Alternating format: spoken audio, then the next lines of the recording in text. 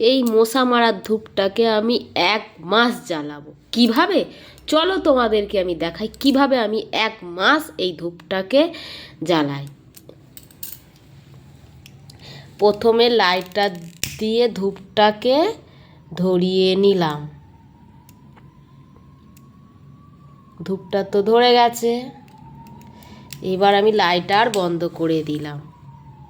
Lighter তো আমি বন্ধ করে দিয়েছি। এবার কিভাবে আমি 1 মাস করব, চলো সেটাকে আমি বলছি কিভাবে 1 মাস করি। ধূপটা আমি যেই জ্বালিয়ে নিয়েছি, ধূপটা তো জ্বলছে। এবার আমি ধূপটাকে